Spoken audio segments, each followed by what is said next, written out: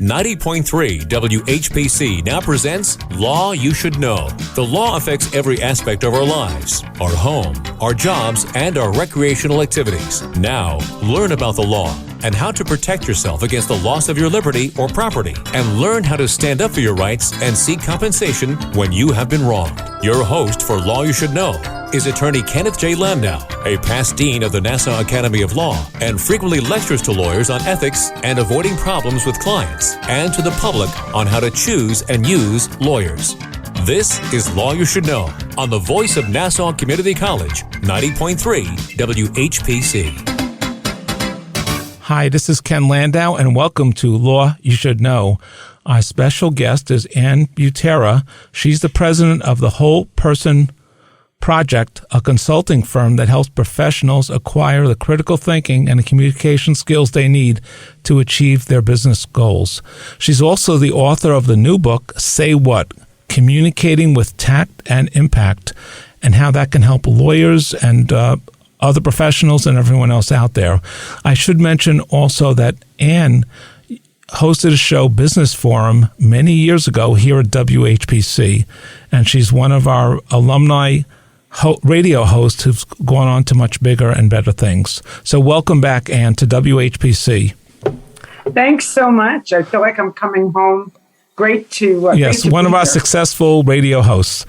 And so just tell us about who you wrote this book for and how it can help lawyers and our other listeners. So I wrote the book for anyone that needs to make a really good impression.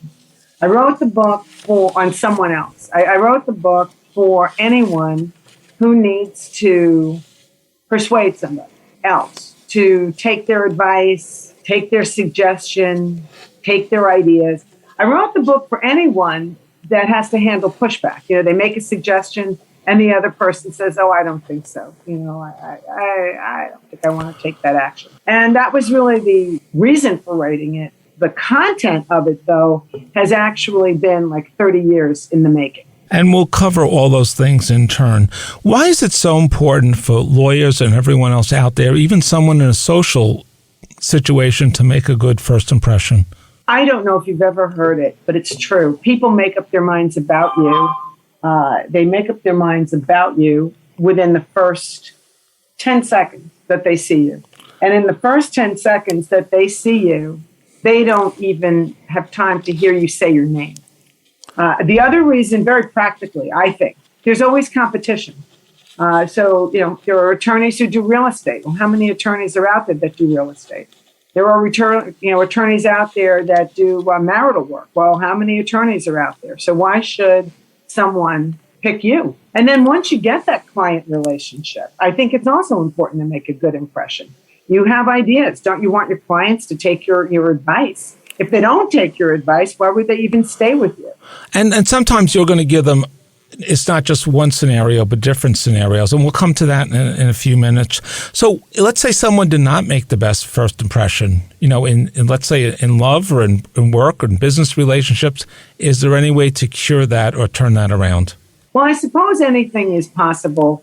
I'm not so much a love expert. I'm really more. Well, we're talking about in the business world. On the business side, I think sometimes it depends on the scenario. So, for example, if a potential client calls you and you don't make a good impression, in that particular case, they will, I think, my opinion, they'll move on to the next person on the list. And they'll have that not so great impression of you in their mind, and they could pick somebody else. Just to give you an example, recently I had to, I'm a trustee, and I had to sell a piece of real estate. And so I was shopping for an attorney. And I did what everybody does. You know, I talked to people that I knew, and I said, can I, who did you use? Who did you like? And I got a short list of 3 people to call. And I was making my initial impression based on how they sounded on the phone. You know, how quickly did they respond to my message? You know, how did they answer my questions? Did they sound like they had energy in their voice, or did they sound lethargic? Did they sound like they were putting on airs, talking down to me? Or did they sound like someone who would make a really good business partner? And all of that was starting with the first impression. So if someone just has an average voice, how can they enhance their first impression? I think it's more than just the voice. I think it's also your content. I mean, you can have a mellifluous voice, a really nice sounding voice, but if your content isn't great, for example, let's say I ask a question, how much is this going to charge? How much is this going to cost me? And I can't get a straight answer. Well, I don't care how great the guy, woman, they could sound fantastic. I'm going to remember the content. Would you also judge their tone, their listening skills, the questions, whether you think they ask pertinent questions initially? Yeah, oh, absolutely. Absolutely. How much do they get me? Is what everyone is thinking. Now, what if someone is, many law firms and many other businesses invite you to submit an email inquiry or something, or submit something over their website. Is the consumer going to judge anything other than speed? Or is that a good way to acquire clients, or is it better to invite them to call you? On a professional level. You've asked a lot in that question. Okay. So let me just start by saying that image comes across in every medium. I was thinking about the phone because I was thinking about if you had a need, most people would pick up a phone, if they had a pressing need. If they were distantly shopping, they might go to a website. If they go to a website, what's on the website, how the website is laid out, how easy the website is to navigate, the type of content on the website, the fonting on the website, the colors on the website, all will contribute to image. When, let's say your first call is a Zoom call, let's say that you're very progressive and you realize this virtual business is here to stay. Maybe we'll be operating in a hybrid model, meaning sometimes we'll be able to go into the office, but hey, we need to get with the virtual program. Your background contributes to your image. So image is broad. It's not just your tone of voice, but everything goes on the scale. And part depends on go ahead, Ann. No, I was going to make one other comment. Your background, I think, is really important if you do the virtual calls, because it can leak your social class. And I think you do need to think about that. What image do you want to give your potential clients? I'm thinking specifically if it was an attorney. Or if it's a member of your team, let's say it's your paralegal who's calling back. What image is your paralegal giving as an extension of the firm's image? Is it the image that you want coming across? Do you think different generations are going to look for different things and make the contact with the lawyer or the other professional in different ways? Oh, totally. Totally. I mean, if there's someone who's, an octogenarian, I don't see that person doing a Zoom call anytime soon, unless they were really a unique type of individual, exceptionally progressive. So I do think you need to think about the profile for your practice, and adapt to that. I mean, what is it that you're doing? If you have a practice that's involving elder care, and start thinking about, well, what's the typical age? What's the typical profile of the person that you're working with? What's the typical person that you're working with who might be the beneficiary of some of your estate, your estate plans? How well are they going to understand the message that you're sending? If you make every message sound super complicated, they might just get frustrated and say, I'm done with it. So you have I'm not even going to do it. Right. You have to talk to them on an appropriate level. If it's a sophisticated Agreed. business client, an elderly person, someone who's very concerned, you have to express concern, that you value, their timeline, and then you're going to make it easy for them to use your services. Absolutely. Absolutely. And that, by the way, that's really the first step if you want to think about executive presence and you want to think about being that trusted advisor. I think the first step is we need to communicate not in the manner in which we're comfortable communicating. We need to communicate in the manner in which our target audience is comfortable hearing the messages. And sooner better than later. Absolutely. First 10 seconds. Because absolutely. It can be high. You could send that email and not get a response. And it doesn't matter how good the website looks or how good both sides are with technology. If you don't respond effectively and timely, it doesn't matter. It doesn't. And, it's interesting when you mention the email, what goes through my mind, well, what kind of an email is it? Is it an email soliciting your services? Or is it an email you have the client relationship established, and it's an email within the context of that client relationship? If it's the former, if it's an email to solicit your relationship, solicit business, there are a couple of factors there that might cause someone not to respond. The very first one that comes to mind, they don't need your services. Let's say that you're an estate planner and that's you're into elder care, and they don't need that service. I could easily understand why someone wouldn't respond. But I think the image of the emails, once you have established that client relationship, I think that's hugely important. Now, what are some other behaviors that can encourage clients to trust you in your response to that inquiry, whether it's on the phone or over the internet?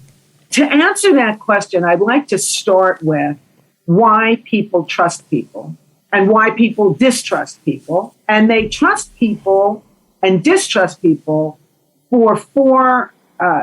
because of four types of behavior.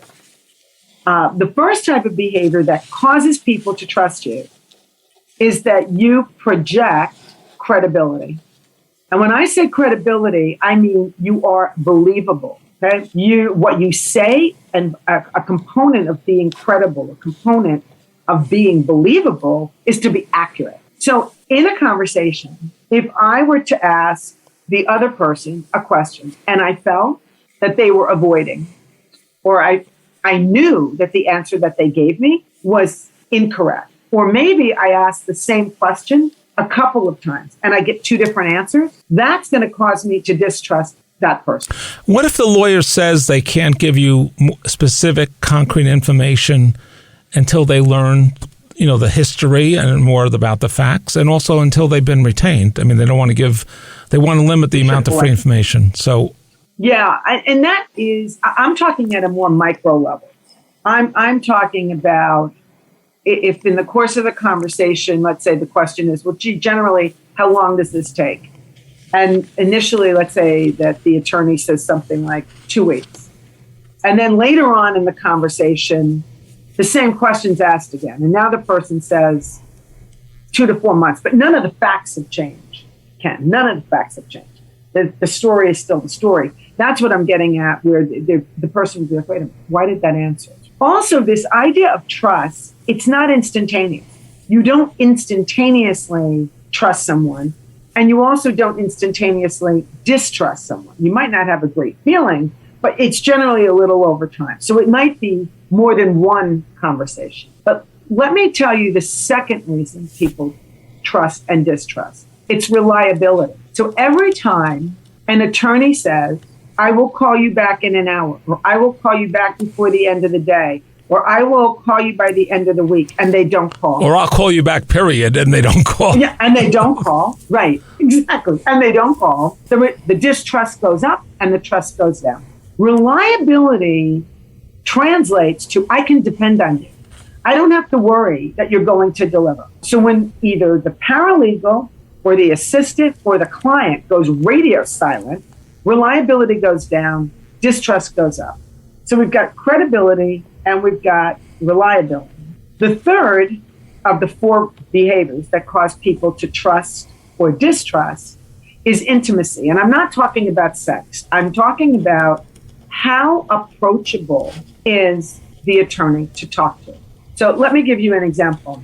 Every time an attorney says, from a legal perspective, or as a lawyer, what that attorney is doing is creating a bigger divide between the attorney and the prospective client, or the attorney and the actual client. Why?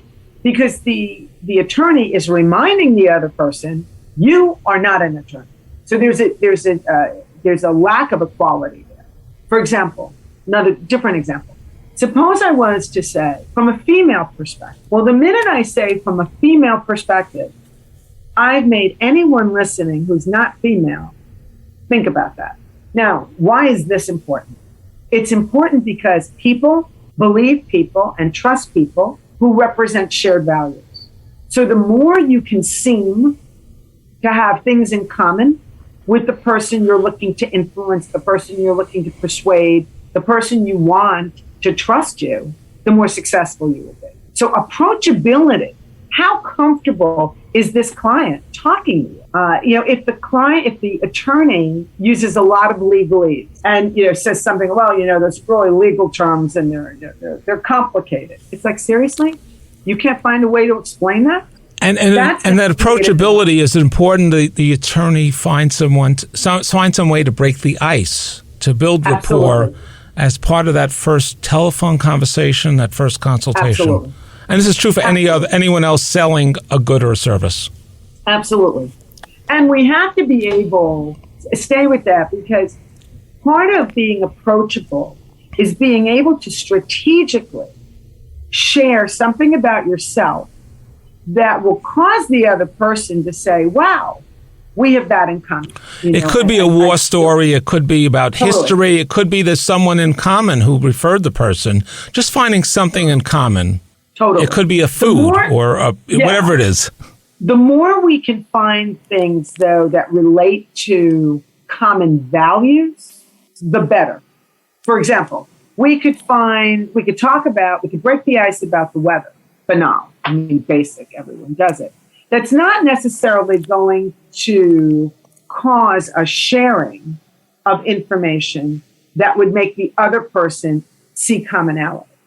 Now, if in the course of talking about weather, it comes out that the other person loves to ski, and the attorney, potential client loves to ski, now we have a basis for connecting and deepening that icebreaker. So the good attorney or the good salesperson will find something in common with the buyer. I just want to remind our listeners that we're interviewing Ann Butera. She's the president of the Whole Person Project, a consulting firm, and she is also the author of Best Ways to Influence Others for Results. And that's what we've been focusing on.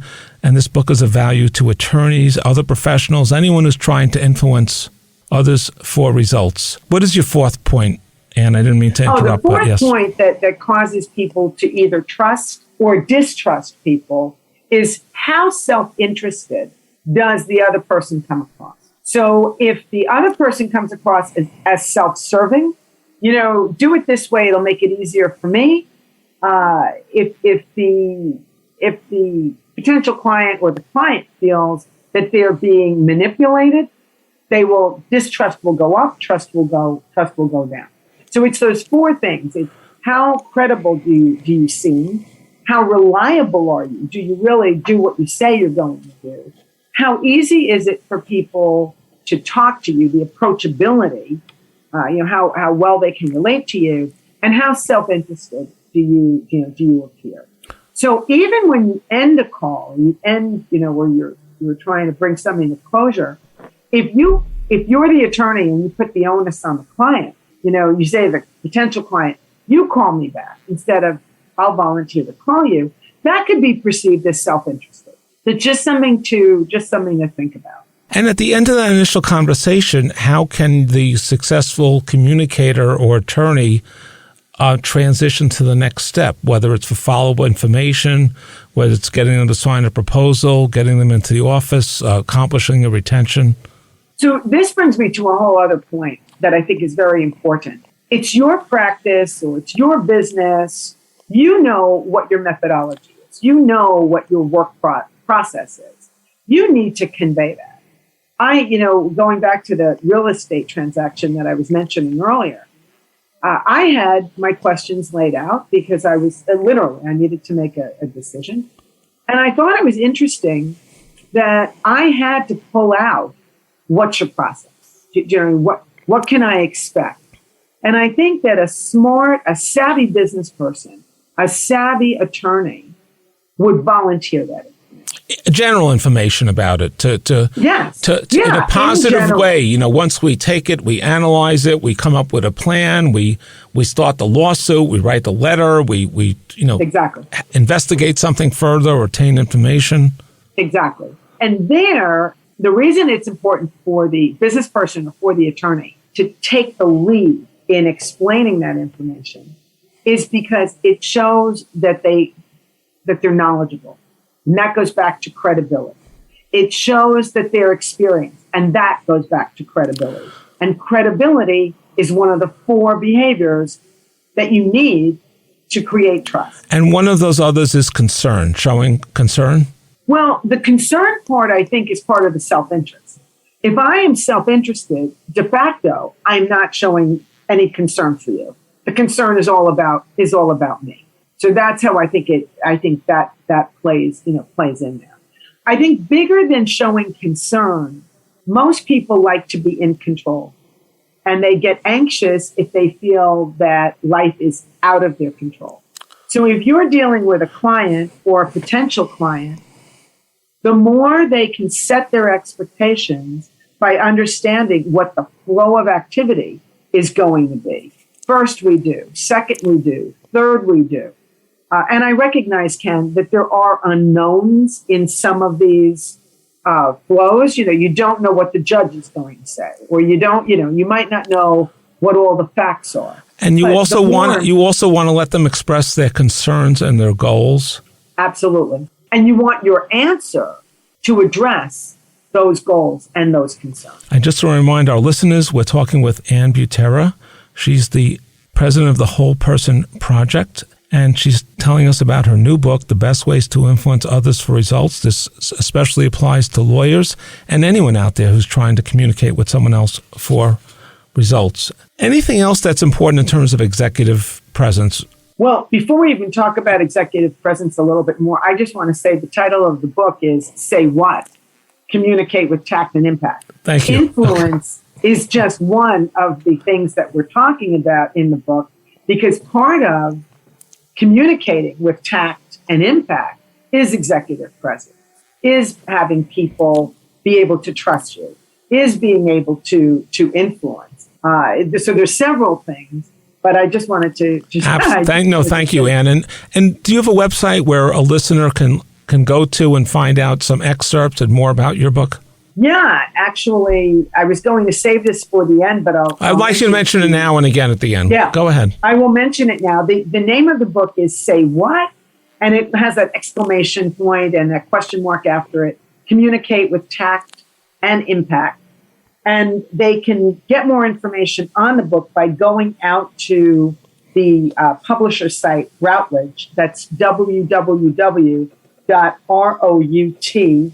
L as in Larry, E David, GE.com, and search for the book. But I do have a discount, 20% discount off the book if they enter code FLY21, FLY 21 at checkout.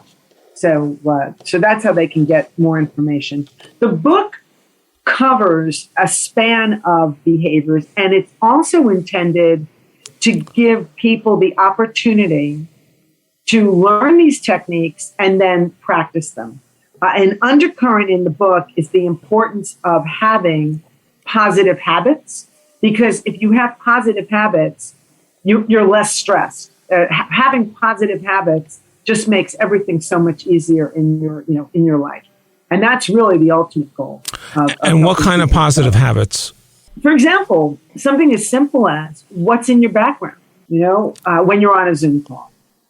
Maybe it might be a simple habit as, hey, I'm going to commit to returning calls within the same business day. Do you see what I'm getting Absolutely, at? Maybe, yes. Just very specific things that you commit to doing on a continual basis. And I think you mentioned it earlier, and I assume it's very important when a consumer or one professional is dealing with another professional, the language, the tone is so important.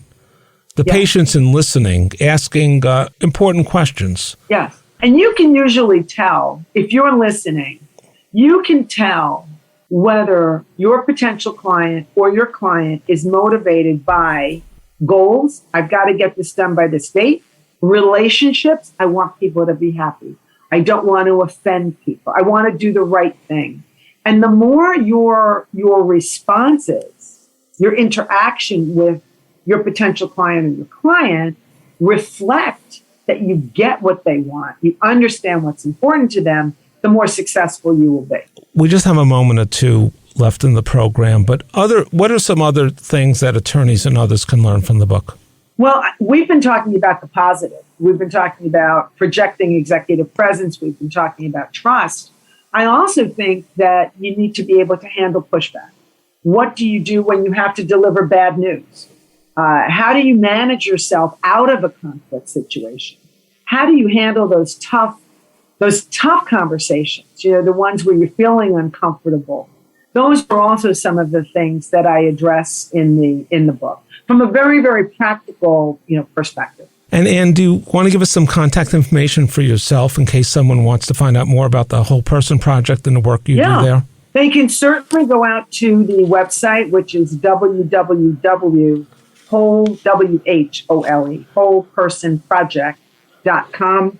We've got resources out there, not just the information for the book, but other tools and techniques that might be helpful to people who want to be persuasive and the best that they can be. And one more time, the website for the book is www.routledge.com. That's www.routledge.com. And this is also a great professional gift, a gift to give yourself or a colleague or someone graduating. Yeah, absolutely. And if you remember the discount code FLY21, you'll get a 20% discount off the book price. Okay. And remember the title, Say What? Communicate with Tact and Impact. I'd like to thank Ann Butera, former host here at WHPC, for being our guest on Law You Should Know and giving us so much information about her latest book. And if you've missed any part of this broadcast or you want to hear it again, just go to the podcast of this show at nccradio.org. And please join us next week at this same time for another program on Law You Should Know.